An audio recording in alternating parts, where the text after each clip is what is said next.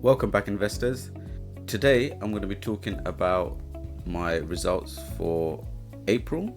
So as you can see, the portfolio is back up right close to the 100k mark again. In fact, just at the end of the week on Friday, it did go over, but there was a slight drop in the markets afterwards. So it's just touching 100k again. So the month, if you can see, we are up overall over £6,250 for a 6.8% gain. If you look at the S&P 500 for the last month, it is up 5.38%. So we're beating the benchmark at the moment. We went as low as 80,000 earlier on this month. So there's been a huge rally in the markets as tariff negotiations are going well with most of the countries that Trump is trying to negotiate with. So if you look at the overall state of the portfolio since I began investing in April 2021, we are now up 40%. At my height, when my portfolio was about, in fact, it was about 107k was the highest. We're talking about over 70% return. Now, there has been a rally in the market, especially from Google, which is my biggest holding, which I now hold slightly more than 100 shares in. So 96 shares within my ISA and some more in my invest account. Now, Google had its earnings, which it did really well on. So it had revenue of 90.23 billion for the last quarter, which is up 12%, beating estimates of 89.1 billion. Earnings per share was $2.81, exceeding forecasts of $2.01.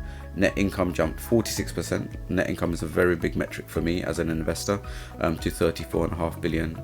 And the company announced a $70 billion buyback and a 5% dividend hike. Shares rose 7% after hours, and this helped the portfolio to get to where it is right now. Google also, during its earnings, showcased that there is resilience in the current advertising spend. And now this helped me with the decision to start a position in, as you saw in the beginning of the video, that I started a £6,000 position within a company, and that company is Meta. So why Meta? So let's have a look. So as you can see, revenues are going up and net income is going up. These are two key metrics for me. Well, the market loves when revenues continue to rise for a company. P ratio of 22.64. Now, a company of this size, generally, and a tech company as well, generally the P's are higher. So this is, for me, relatively cheap. If we look at the share price for the last year, as you can see, at its height, it was about $735. So there is a way for it to go up again. If you look at the long-term history, as you can see, it's not necessarily cyclical, and there is a trend that it continues to go up, and this is another also important sign for me, a company's trajectory. Now, one thing that I look for are companies with high net profit margins. So as you can see, for Meta, it is 37.9%, which is a lot of net profit. I really like that, and barring 2022, it has always been going up. So if you look at 2023, it was 28.98, now it's 37.91. I'm going to go through. So net profit in 2020 was 33.9, 2021 was 33.38. Only did it go down in 2022 when it was a bit lower at just under 20. But 28.98 and 37.91, really good. Also, I like to see how much cash is within a company's balance sheet. So as you can see right now, Meta has 77 billion in cash reserves. When a company has a lot of cash, it can do so many things. It can make acquisitions, it can return to shareholders, you can do buybacks, a lot of things to increase shareholder value. If you look at year-on-year revenue growth, last year was 21.94, the year before is 15.69. Only in 2022 there was a negative revenue growth, but previously revenue growth was 37.18, 21.6. So every year the company is growing its revenue. This is a really good sign. This is what drives share price to grow quickly. Now, as I mentioned earlier, I bought a £6,000 plus position in this. So how did I fund that? So I made a couple of sales.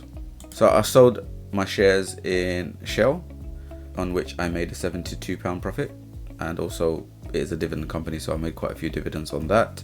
And I sold all my shares in ExxonMobil, which I made a £566 gain. And again, it was a solid dividend pair, so I made quite a lot of dividends from that company as well. Just the oil industry right now, I think it's struggling, and it's not going up too much, and I think Meta just represents a better opportunity at the moment. So that's how I funded it. So Meta also had its recent earnings, so I bought a tranche of shares before the earnings and then a bigger bunch afterwards, after I saw that Meta had positive earnings. So revenue was 42.3 billion, up 16% year on year, beating estimates of 41.4 billion. Earnings per share was $6.43, surpassing forecasts of $5.28. Net income rose 35%, and the shares rose 5% after hours. So yeah, that is my position in Meta, which I'm excited about. Other earnings, so it has been earnings season. So other companies who declared earnings were Microsoft, which beat quite a few metrics and rose 9% after hours. Both Visa and MasterCard, which are two big positions of mine, beat estimates and rose. Amazon had some good results, but during the call it cited tariff uncertainties and was down post results. So that was one that didn't do so well within my portfolio. So overall, on the left hand side you can see all my current positions, and on the right hand side you can see the value of those positions. Generally for the month, most of my stocks were either 3 or 4% up, or maybe a few percentage points down, but not really too many major losers. The ones that did the best this month were MicroStrategy, so which was up 26.7% for the month. Imperial Brands, big shout out to this company. I'm a big fan. I hold this company mainly for its dividend, but if you look at the share price growth as well for the last year, it's up 68%, and it pays a huge dividend. It's by far and away my biggest dividend payer. I generally get like 150, 160 pound per quarter, which is sometimes more than an entire year's worth of some of my other dividends. So for the last month, this one went up just under 9%. Microsoft, another one which has done well for the last month. As I mentioned earlier, it reported some good earnings, so up 13.74%. And the other one which had a big gain was Broadcom, which was up 18.3% for last month. So overall, a quick glance in terms of the position. So Google is my biggest position, which accounts for almost 12% of my entire portfolio. It's the only one that's down out of my biggest holdings actually, but I have good faith that Google will be over $200 a share soon. MicroStrategy up 7.81% for a £727 gain. Imperial Brands up 74% for a 3.8k gain. Visa up 13.34% for just over £1,000 gain. MasterCard up 8.57% for a £653 gain. Meta, my new position, already is in the green and has a £178 gain, and accounts for almost 7% of my entire portfolio. So it's a big holding of mine. Microsoft up 12.2% for a £600 gain. Tesla up 33.78% for a £1,354 gain. AbbVie up 30% for a £1,132 gain. Carnival up 38% for a £1,109 gain. Amazon more or less break even. Elgen, my first company where other than Google, where I'm down, is down 3.3% for a minus £100 loss. Centrica up 44% for a £895 gain. Nvidia up 37% for a £764 gain. Rio Tinto, the two miners that I own, and BHP both down. Again, I hold it mainly for the dividend. These two companies are pretty cyclical, and I'm kind of used to this as an investor and holder of these two companies. Apple up 5%, Costco up 27%, Broadcom up 47%, and KLA and ASML, my two semiconductor companies. Even though KLA had, as you saw earlier, had a really good month, it's still down 12.5% and 23.39% respectively. So yeah, that's a quick summary of my holdings. So in terms of dividends, last month I only got one really for £106, and then I got 21p from Nvidia, which I don't really count. And my overall dividends for this portfolio since I started in April 2021 has gone over £6,500. So that's money that I've had to do nothing for. And this is the real beauty of investing. You don't have to do anything, and then you're making this essentially a side hustle and a big income. If you liked my content so far, please can you give it a like. If you can, comment, but please subscribe. It really helps with the algorithm and gets more people to see these videos.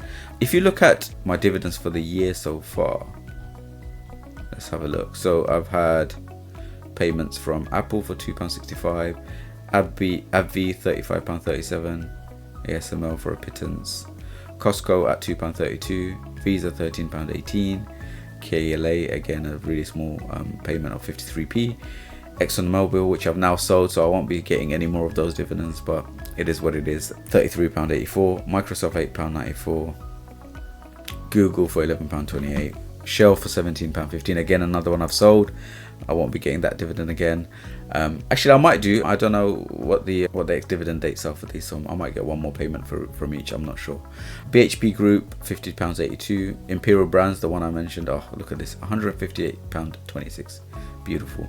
Broadcom for £5.38, and as I mentioned £106 from Rio Tinto. So yeah, not bad. So as you can see, for this year so far I have got £472.16 in dividend payments. So just to recap for the month, touching that 100k again, it's really good to see, really motivating to see six figures. I'm very close to. As you can see, I've deposited 83k and I'm up so far just over 16k. So really happy with the portfolio and as it stands, and hopefully the tariff wars and such are things of the past and we can go on to having lots more green days, especially if the Fed announces a rate cut, which Trump is putting a lot of pressure on for him to do. If that happens, then the market will go up further again. So thank you very much for watching this video. I hope you enjoyed it. Again, please like, comment and subscribe, and which will urge me to make more videos, and I will see you in the next one. Take care.